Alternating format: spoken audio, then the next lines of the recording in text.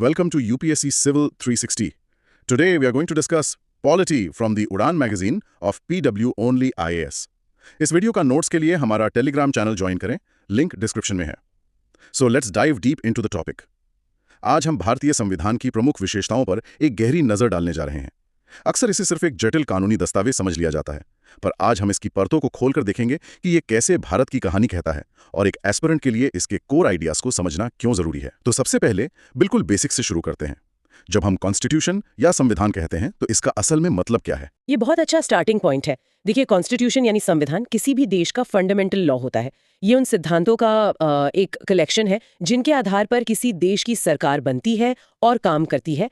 ये सरकार और नागरिकों के बीच के रिश्ते को भी तय करता है, उनके अधिकार क्या हैं, उनके कर्तव्य क्या हैं. इसीलिए इसे कई नामों से जाना जाता है, जैसे fundamental law of the land, supreme law of the state या basic structure of the polity. ये वो ग्राउंड नॉर्म है जिस पर देश का पूरा कानूनी ढांचा खड़ा होता है. जब भी भारतीय संविधान की बात होती है तो सबसे पहली चीज जो दिमाग में आती है वो है इसका आकार. इसे दुनिया का सबसे लंबा लिखित संविधान, अ लेंथीएस्ट रिटन कॉन्स्टिट्यूशन कहा जाता है. मुझे हमेशा ये जानने की उत्सुकता रही है कि हमारे संविधान निर्माताओं को इसे इतना बड़ा और डिटेल्ड बनाने की जरूरत क्यों पड़ी. बिल्कुल जायज है. जब 1949 में संविधान बनकर तैयार हुआ तो उसमें एक प्रियम्बल, 395 आर्टिकल्स जो 22 पार्ट्स में बंटे थे और 8 शेड्यूल्स थे. आज इसमें 25 पार्ट्स, लगभग 470 आर्टिकल्स और 12 शेड्यूल्स हैं. इतना विशाल? हाँ, इसके इतने विशाल होने के पीछे असल में 3-4 मुख्य कारण थे. पहला, भारत की भौगोलिक विशालता और विविधता.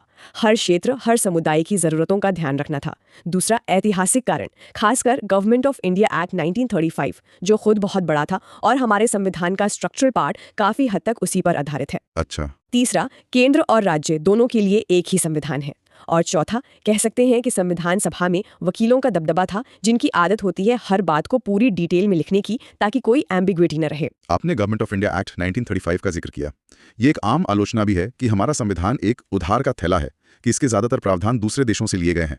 इन सोर्सेज ऑफ प्रोविजंस में कितनी सच्चाई है? ये एक दिलचस्प बहस है. ये सच है कि हमारे संविधान निर्माताओं ने दुनिया के लगभग 60 संविधानों का अध्ययन किया और जो भी प्रावधान उन्हें भारत के लिए उपयुक्त लगे उन्हें अपनाया. पर इसे उधार लेना या नकल करना कहना सही नहीं होगा. उन्होंने हर प्रावधान को भारतीय परिस्थितियों के हिसाब से बदला. इसे हम 3 हिस्सों में देख सकते हैं. स्ट्रक्चरल पार्ट, जैसा मैंने कहा, 1935 के एक्ट से लिया गया है.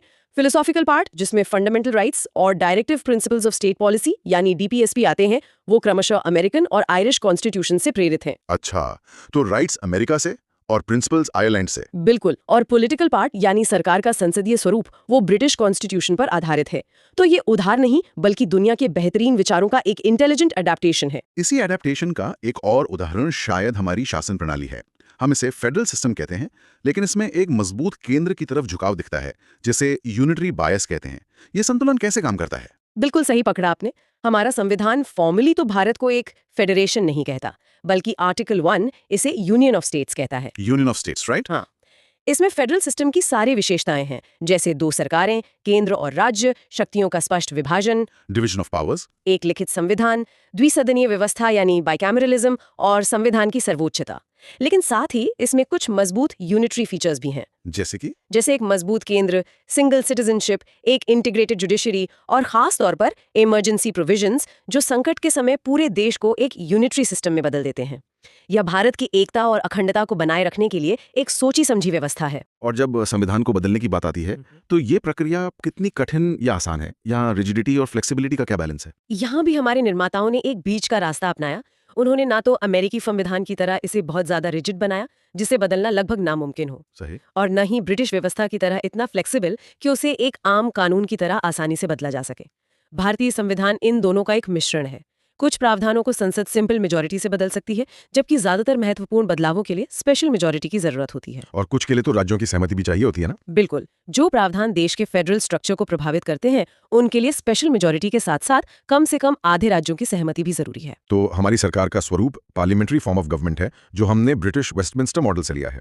इसका मूल सिद्धांत क्या है? इसका मूल सिद्धांत है कार्यपालिका मतलब एग्जीक्यूटिव्स और विधायिका मतलब लेजिस्लेचर के बीच सहयोग और समन्वय. प्रेसिडेंशियल सिस्टम के विपरीत हमारी संसदीय प्रणाली में कार्यपालिका यानी प्रधानमंत्री और उनका मंत्रिमंडल अपनी नीतियों और कार्यों के लिए संसद के प्रति जवाबदेह होती है. मतलब कार्यपालिका विधायिका का ही एक हिस्सा होती है? एग्जैक्टली. आपने ब्रिटिश मॉडल का जिक्र किया, लेकिन ब्रिटेन में तो संसद सर्वोच्च मानी जाती है. वो कोई भी कानून बना सकती है. क्या भारत में भी संसद इतनी शक्तिशाली है या उसकी शक्ति पर कोई लगाम है? यहीं पर एक और बहुत दिलचस्प संतुलन आता है, अ synthesis of parliamentary sovereignty and judicial supremacy. हमने ब्रिटेन से संसदीय संप्रभुता का विचार तो लिया, लेकिन अमेरिका से न्यायिक सर्वोच्चता यानी जुडिशियल सुप्रीमेसी का सिद्धांत भी अपनाया। अच्छा, तो दोनों का मिश्रण? हाँ, इसका मतलब ये है कि भारत में संसद कानून बना सकती है, लेकिन सुप्रीम कोर्ट उन कानूनों की समीक्षा कर सकता है, और अगर वो कानून संविधान के बेसिक स्ट्रक्चर का उल्लंघन करते हैं तो उन्हें असंवैधानिक घोषित कर सकता है। तो ये एक तरह का चेक एंड बैलेंस का सिस्टम है। बिल्कुल। न तो हमारी संसद ब्रिटेन की तरह पूरी तरह संप्रभु है, और न ही हमारी न्यायपालिका अमेरिका की तरह एब्सोल्यूट पावर रखती है। इस चेक एंड बैलेंस को बनाए रखने के लिए एक मजबूत और निष्पक्ष न्यायपालिका का होना बहुत जरूरी है। हमारे संविधान में इंटीग्रेटेड एंड इंडिपेंडेंट जुडिशरी का क्या प्रावधान है? हमारी न्यायपालिका का ढांचा एक पिरामिड की तरह है, जिसमें सुप्रीम कोर्ट सबसे ऊपर है, उसके नीचे हाई कोर्ट्स हैं और फिर सबऑर्डिनेट कोर्ट्स। ये एक इंटीग्रेटेड सिस्टम है, मतलब ये केंद्र और राज्य दोनों के कानूनों को लागू करती है। अमेरिका की तरह अलग अलग फेडरल और स्टेट जुडिशियल सिस्टम्स नहीं है। और इसकी स्वतंत्रता कैसे सुनिश्चित की गई है? उसकी स्वतंत्रता के लिए न्यायाधीशों की नियुक्ति, उनके कार्यकाल की सुरक्षा और उनके वेतन भत्तों को लेकर कई प्रावधान किए गए हैं, ताकि वे बिना किसी डर या पक्षपात के संविधान की रक्षा कर सकें। यही न्यायपालिका नागरिकों के फंडामेंटल राइट्स की संरक्षक भी है। फंडामेंटल राइट्स को तो संविधान की आत्मा कहा जाता है। बिल्कुल। पार्ट 3 में दिए गए फंडामेंटल राइट्स पॉलिटिकल डेमोक्रेसी की गारंटी देते हैं। ये नागरिकों को राज्य की मनमानी से बचाते हैं। इसमें कुल 6 अधिकार है ना? Right to equality, right to freedom. हाँ, right against exploitation, right to freedom of religion, cultural and educational rights, और सबसे महत्वपूर्ण राइट टू कॉन्स्टिट्यूशनल रेमेडीज यानी आर्टिकल 32। लेकिन अक्सर इनके साथ DPSP यानी directive principles of state policy के टकराव की बात होती है। एक तरफ व्यक्ति के अधिकार हैं, दूसरी तरफ समाज के लक्ष्य। ये संतुलन कैसे काम करता है? ये तो हमारे संविधान की खूबसूरती है। पार्ट 4 में DPSP हैं, जिनका लक्ष्य एक सोशल और इकोनॉमिक डेमोक्रेसी की स्थापना करना है, यानी एक कल्याणकारी राज्य और वेलफेयर स्टेट बनाना। पर ये नॉन जस्टिसेबल हैं, मतलब इन्हें कोर्ट में लागू नहीं करवा सकते। सही कहा, ये नॉन जस्टिसेबल है। अक्सर इन दोनों में टकराव होता है और अदालतें हार्मोनियस कंस्ट्रक्शन का सिद्धांत अपनाती हैं, ये मानते हुए कि दोनों एक दूसरे के पूरक हैं, विरोधी नहीं। अच्छा, तो ये एक जीवन संवाद की तरह है। बिल्कुल। अधिकार तो संविधान ने शुरुआत से ही दिए, लेकिन नागरिकों के कर्तव्यों यानी फंडामेंटल ड्यूटीज को बाद में जोड़ा गया। ऐसा क्यों? बिल्कुल। इन्हें 1976 में 42nd अमेंडमेंट के जरिए स्वर्ण सिंह कमेटी की सिफारिशों पर जोड़ा गया था। इमरजेंसी के दौरान ये महसूस किया गया कि नागरिक अपने अधिकारों को लेकर तो जागरूक हैं, लेकिन देश के प्रति अपने कर्तव्यों को लेकर नहीं। तो आर्टिकल 51A में अब 11 कर्तव्य हैं। हाँ, और DPSP की तरह ये भी नॉन जस्टिशिएबल हैं, लेकिन ये नागरिकों के लिए एक मॉरल रिमाइंडर का काम करते हैं। संविधान की एक और बहुत बड़ी विशेषता है भारत का एक सेक्युलर स्टेट होना, लेकिन भारत की धर्मनिरपेक्षता पश्चिमी देशों से काफी अलग है। हाँ, सेक्युलर शब्द प्रियम्बल में 42nd अमेंडमेंट द्वारा ही जोड़ा गया था। हालांकि धर्मनिरपेक्षता की भावना संविधान में शुरू से ही मौजूद थी। वेस्टर्न सेक्युलरिज्म में धर्म और राज्य के बीच एक कंप्लीट सेपरेशन होता है, एक दीवार की तरह। बिल्कुल। लेकिन भारतीय मॉडल पॉजिटिव सेक्युलरिज्म का है। यहाँ राज्य का कोई आधिकारिक धर्म नहीं है, लेकिन राज्य सभी धर्मों का समान रूप से सम्मान करता है और उन्हें संरक्षण देता है। कौन से आर्टिकल्स इसे मजबूत करते हैं? प्रियम्बल के अलावा आर्टिकल्स 14, 15, 16 और खासकर आर्टिकल्स 25 से 30 तक धार्मिक स्वतंत्रता के अधिकार इसे मजबूत करते हैं। चलिए कुछ और प्रमुख विशेषताओं पर नजर डालते हैं, जैसे यूनिवर्सल अडल्ट फ्रेंचाइज। ये भारतीय लोकतंत्र का आधार है। संविधान लागू होते ही बिना किसी भेदभाव के हर उस नागरिक को वोट देने का अधिकार दिया गया जो एक निश्चित आयु का हो। शुरुआत में ये आयु 21 वर्ष थी, जिसे 61st कॉन्स्टिट्यूशनल अमेंडमेंट एक्ट 1989 के जरिए घटाकर 18 वर्ष कर दिया गया। ये एक क्रांतिकारी कदम था। और सिंगल सिटीजनशिप भी एक अहम फीचर है। अमेरिका जैसे देशों में दोहरी नागरिकता है, पर हमने ये रास्ता क्यों नहीं चुना? सिंगल सिटीजनशिप को अपनाने का मुख्य कारण था देश में भाईचारे और एकता की भावना को बढ़ावा देना।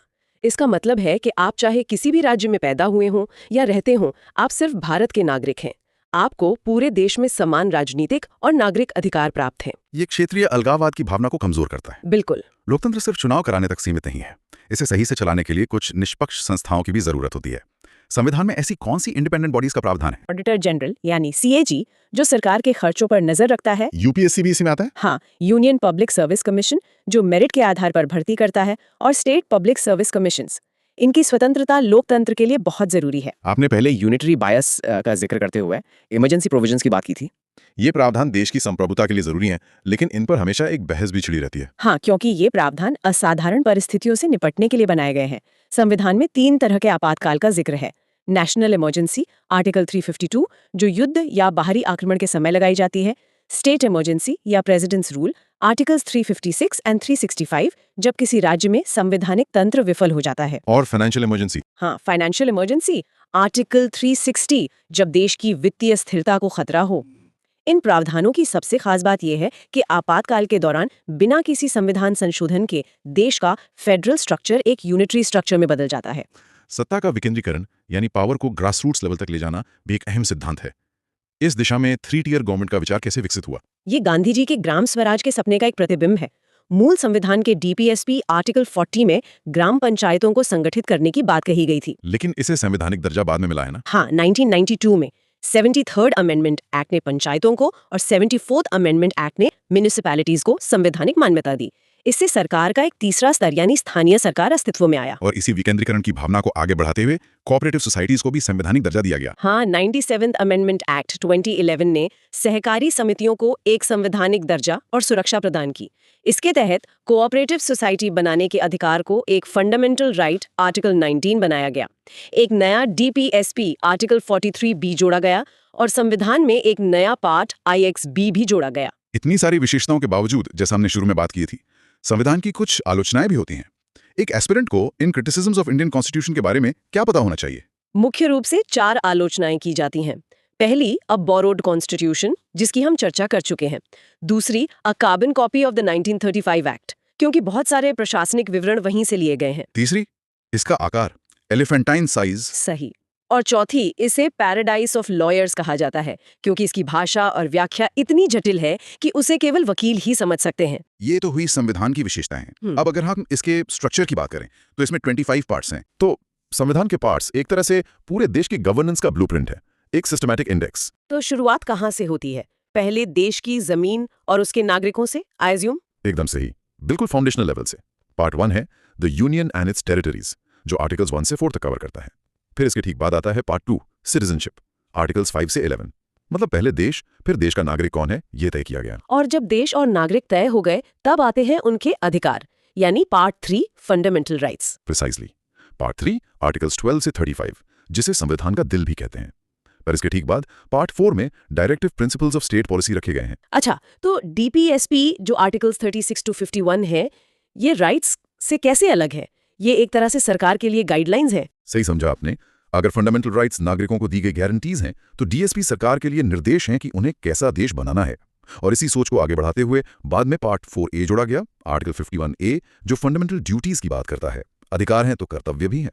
तो ये हो गया देश, नागरिक, अधिकार और कर्तव्य। एक आधार तैयार हो गया। इसके बाद सरकारी मशीन की बात आती होगी। बिल्कुल। अब हम गवर्नमेंट के स्ट्रक्चर पर आते हैं। पार्ट 5, जो काफी बड़ा है, आर्टिकल 52 से 151 तक, पूरी यूनियन गवर्नमेंट को कवर करता है। द यूनियन मतलब? प्रेसिडेंट, पार्लियामेंट, सुप्रीम कोर्ट, सब कुछ इसमें। जी हाँ, सब कुछ। और फिर पार्ट 6, आर्टिकल 152 से 237 तक, बिल्कुल वही स्ट्रक्चर स्टेट्स के लिए बताता है। मैंने पार्ट 7 के बारे में भी पढ़ा है, आर्टिकल 238, लेकिन वो अब रिपील्ड है। जी, उसे निकाल दिया गया है। वो पार्ट B स्टेट से जुड़ा था, जिनका अब अस्तित्व नहीं है। फिर आता है पार्ट 8, आर्टिकल्स 239 से 242, द यूनियन टेरिटरीज। अच्छा, और इसके बाद हम आते हैं ग्रास रूट लेवल गवर्नेंस पर, पंचायत्स और म्युनिसिपैलिटीज। जी, यहाँ से लोकतंत्र और गहरा होता है। पार्ट 9 पंचायत के बारे में है, पार्ट 9A म्युनिसिपैलिटीज के लिए और पार्ट 9B कोऑपरेटिव सोसाइटीज के लिए। ठीक है, तो हमने यूनियन, स्टेट्स और लोकल गवर्नमेंट्स का स्ट्रक्चर देख लिया। अब इन सबके बीच रिश्ते और देश के फाइनेंस जैसे मुद्दे कैसे हैंडल होते हैं? इसके लिए अगले पार्ट्स हैं। पार्ट 10 शेड्यूल्ड और ट्राइबल एरियाज के खास एडमिनिस्ट्रेशन पर फोकस करता है। पार्ट 11 जो बहुत इंपॉर्टेंट है, यूनियन और स्टेट्स के बीच रिलेशंस को डिफाइन करता है। और फाइनेंस, प्रॉपर्टी, कॉन्ट्रैक्ट्स, ये सब? वो सब पार्ट 12 में है, आर्टिकल्स 264 से 300A तक। इसके बाद पार्ट 13 पूरे देश में ट्रेड और कॉमर्स की आजादी सुनिश्चित करता है। और सिविल सर्विसेज और ट्राइब्यूनल्स, ये तो सिस्टम की बैकबोन है। जी, उनके लिए पार्ट 14 है, services under the union and the states, और पार्ट 14A है ट्राइब्यूनल्स के लिए। तो अब हम ब्लूप्रिंट के आखिरी हिस्से पर आ रहे हैं, जैसे इलेक्शंस, इमरजेंसी प्रोविजंस वगैरह। सही। पार्ट 15 इलेक्शंस को कवर करता है। पार्ट 16 कुछ खास क्लासेस के लिए स्पेशल प्रोविजंस देता है। पार्ट 17 ऑफिशियल लैंग्वेज से जुड़ा है। और फिर आता है part 18 emergency provisions, part 19 miscellaneous provisions, और पार्ट 20 जो कि बस एक आर्टिकल है, article 368, amendment of the constitution. इस पर तो हमें गहरी चर्चा करनी है। बिल्कुल। और आखिर में पार्ट 21 टेम्पररी और स्पेशल प्रोविजंस, और पार्ट 22 जो शॉर्ट टाइटल और कमेंसमेंट बताता है। इनक्रेडिबल।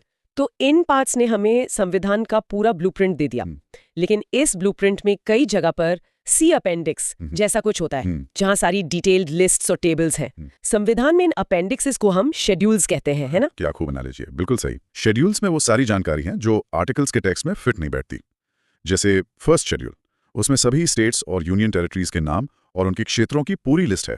अभी 28 स्टेट्स और 8 यूनियन टेरिटरीज हैं। और सेकंड शेड्यूल, ये सैलरीज से जुड़ा है शायद। जी, सेकंड शेड्यूल में प्रेसिडेंट, गवर्नर्स, स्पीकर्स, जजेस और सीएजी जैसे बड़े पदाधिकारियों के इमोल्यूमेंट्स, अलाउंसेस और प्रिविलेजेस की डिटेल्स हैं। इसके बाद आती है थर्ड शेड्यूल, जिसमें इन्हीं सब पदाधिकारियों, मंत्रियों और एमपी-एमएलएस के लिए ओथ्स या एफर्मेशंस के फॉर्म्स दिए गए हैं। यहाँ एक छोटा सा सवाल, ये ओथ और एफर्मेशन में क्या फर्क है? ये अक्सर एक साथ यूज होते हैं। इंपॉर्टेंट सवाल है। ओथ या शपथ में ईश्वर को साक्षी माना जाता है, जबकि एफर्मेशन या प्रतिज्ञान एक गंभीर वचन है, बिना किसी धार्मिक संदर्भ के। अच्छा, तो ये उन लोगों के लिए है जो ईश्वर के नाम पर शपथ नहीं लेना चाहते। बिल्कुल, दोनों का कानूनी महत्व एक समान है। समझ गई। अब आगे बढ़ते हैं फोर्थ, फिफ्थ और सिक्स्थ शेड्यूल्स पर। ये थोड़े स्पेसिफिक लगते हैं। हाँ, फोर्थ शेड्यूल राज्यसभा में सीट्स के एलोकेशन से जुड़ा है कि स्टेट और यूटी को कितनी सीट्स मिलेंगी। फिफ्थ शेड्यूल कुछ स्टेट्स के शेड्यूल्ड एरियाज की एडमिनिस्ट्रेशन के लिए खास प्रोविजंस बनाता है।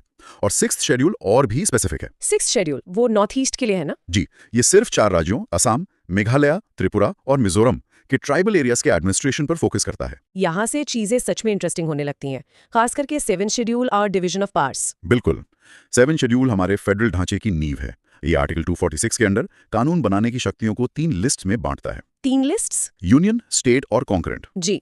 यूनियन लिस्ट जिसमें नेशनल इंपॉर्टेंस के सब्जेक्ट्स हैं जैसे डिफेंस, फॉरेन अफेयर्स।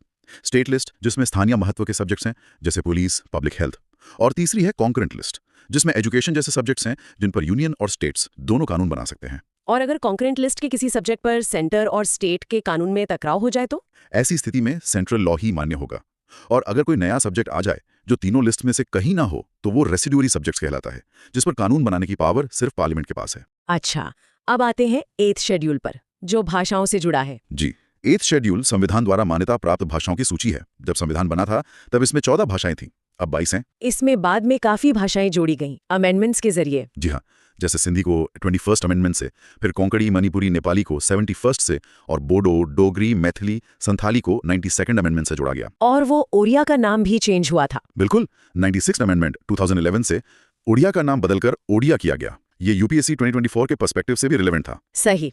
इसके बाद आता है 9th शेड्यूल, जो हमेशा से एक विवादित विषय रहा है। इसे एक कानूनी ढाल की तरह देखा जाता है। सही कहा आपने। इसे पहले ही अमेंडमेंट से 1951 ने जेल नेहरू के समय जोड़ा गया था। इसका मकसद था लैंड रिफॉर्म्स और जमींदारी सिस्टम को खत्म करने वाले कानूनों को इस ढाल के पीछे रखना, ताकि उन्हें फंडामेंटल राइट्स के उल्लंघन के आधार पर कोर्ट में चैलेंज न किया जा सके। लेकिन क्या ये ढाल आज भी उतनी ही मजबूत है? आईआर कोयलो केस के बाद चीजें बदली हैं? बिल्कुल, आईआर कोयलो केस में सुप्रीम कोर्ट ने फैसला दिया कि 24 अप्रैल 1973 के बाद इस शेड्यूल में डाले गए किसी भी कानून का जुडिशियल रिव्यू हो सकता है, अगर वो संविधान के बेसिक स्ट्रक्चर का उल्लंघन करता हो। मतलब ढाल तो है, पर अब ये अभेद्य नहीं रही। एकदम। अब आते हैं 10th शेड्यूल पर। The anti defection law. जी, जिसे 52nd अमेंडमेंट 1985 से जोड़ा गया।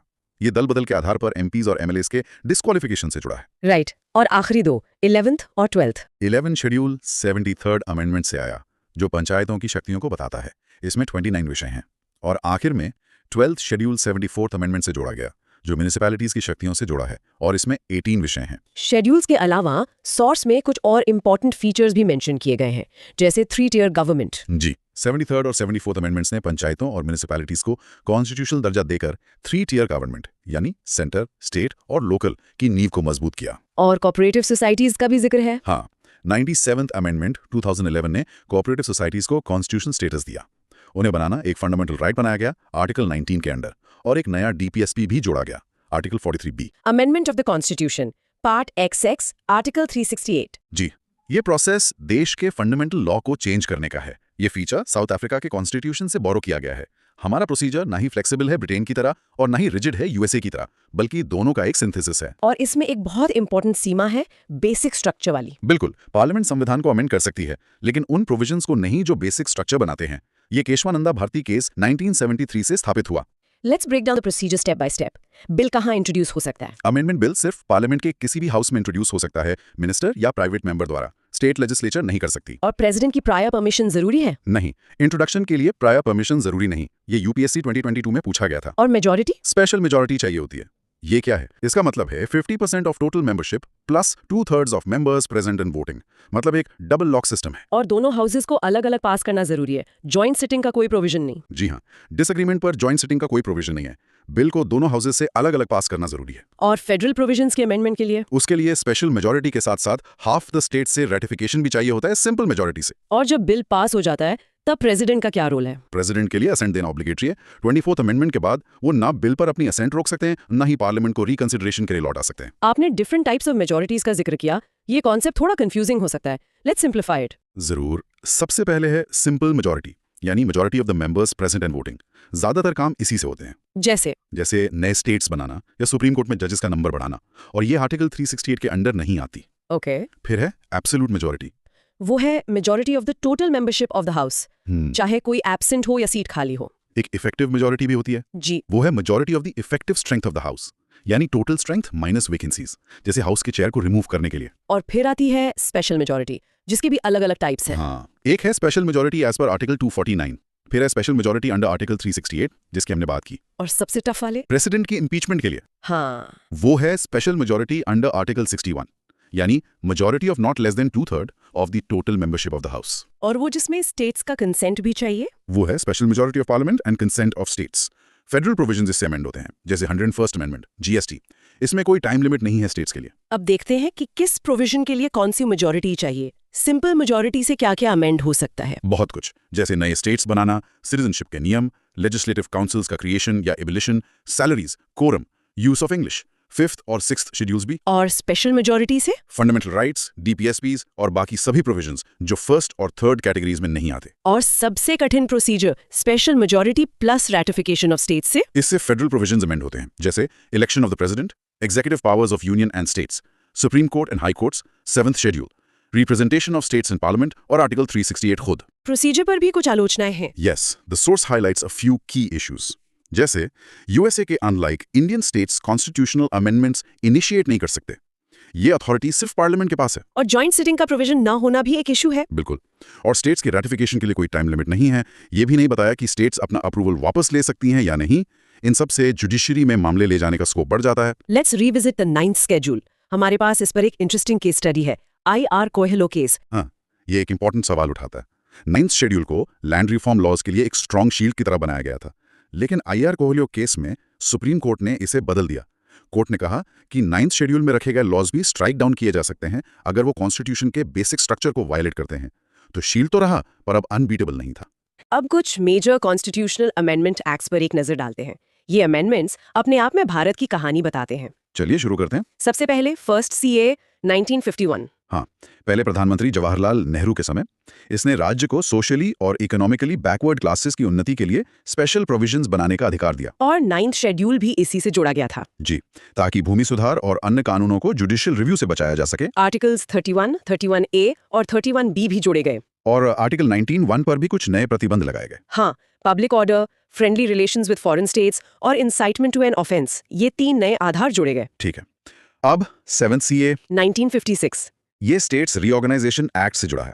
क्लास A, B, C और D राज्यों को समाप्त कर उन्हें 14 राज्यों और 6 केंद्र शासित प्रदेशों में पुनर्गठित किया गया। और इसने हाई कोर्ट्स का जुरिस्डिक्शन भी बढ़ाया। हाँ, यूनियन टेरिटरीज तक बढ़ाया गया। और 2 या 2 से अधिक राज्यों के लिए एक कॉमन हाई कोर्ट का प्रावधान भी किया गया। इसके बाद 9th CAA 1960 जो बिरूबारी यूनियन से जुड़ा है। हाँ, इंडो पाक अग्रीमेंट 1958 के तहत बेरूबारी यूनियन का क्षेत्र पाकिस्तान को सौंप दिया गया था। फिर 14th CAA 1962। इसने पुदुचेरी को भारतीय संघ में शामिल किया और हिमाचल प्रदेश, मणिपुर, त्रिपुरा, गोवा, दमन एंड दीव और पुदुचेरी के लिए लेजिस्लेचर्स और काउंसिल ऑफ मिनिस्टर्स का प्रावधान किया। 16th CAA 1963 ने नेशनल सिक्योरिटी पर फोकस किया। बिल्कुल, राष्ट्रीय एकता और सुरक्षा के लिए फ्री स्पीच और असेंबलीज को सीमित करने का अधिकार सरकार को दिया गया। अब आते हैं 24th CAA 1971 पर।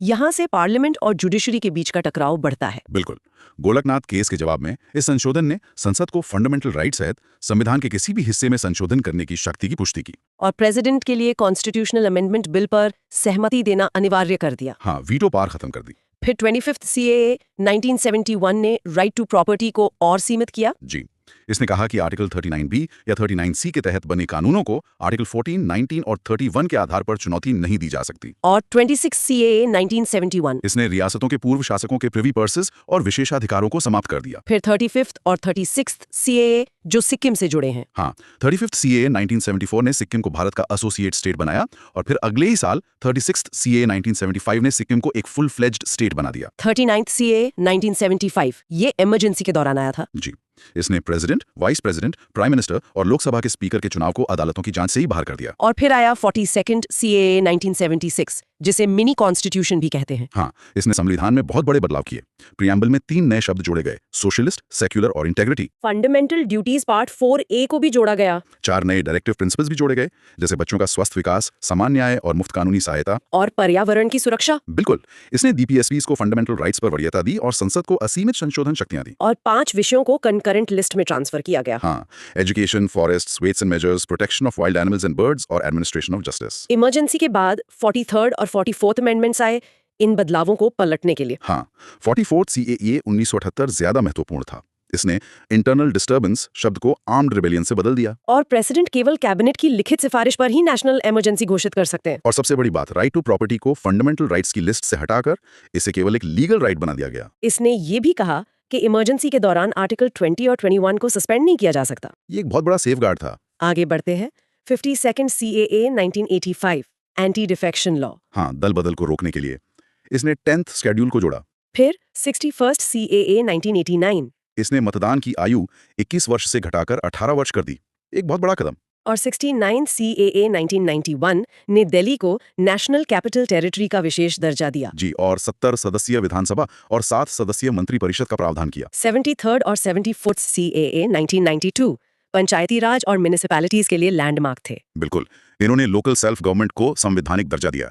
पार्ट 9, पार्ट 9A और 11th और 12th शेड्यूल को जोड़ा गया। फिर 86th CAA 2002 इसने आर्टिकल 21A के तहत प्रारंभिक शिक्षा को एक फंडामेंटल राइट बनाया। और 97th CAA 2011 कोऑपरेटिव सोसाइटीज के बारे में था। हाँ, इसने कोऑपरेटिव सोसाइटीज को संवैधानिक दर्जा दिया, लेकिन इसमें एक ट्विस्ट था। क्या? 2021 में सुप्रीम कोर्ट ने स्टेट कोऑपरेटिव सोसाइटीज के लिए इसके पार्ट 9B को रद्द कर दिया, क्योंकि इसके लिए राज्यों से रेटिफिकेशन नहीं ली गई थी। अच्छा, फेडरलिज्म का प्रिंसिपल अप्लाई हुआ। बिल्कुल। फिर 99 CAA 2014 जिसने national judicial appointments commission NJAC का गठन किया। हाँ, लेकिन 2015 में सुप्रीम कोर्ट ने NJAC को असंवैधानिक घोषित कर दिया, ये कहते हुए कि ये जुडिशरी की इंडिपेंडेंस के खिलाफ है। 100th CAA 2015 भारत और बांग्लादेश के बीच लैंड बाउंड्री अग्रीमेंट से संबंधित था। और 101st CAA 2017 जिसने गुड्स एंड सर्विसेज टैक्स यानी GST लागू किया। 102nd CAA 2018 ने national commission for backward classes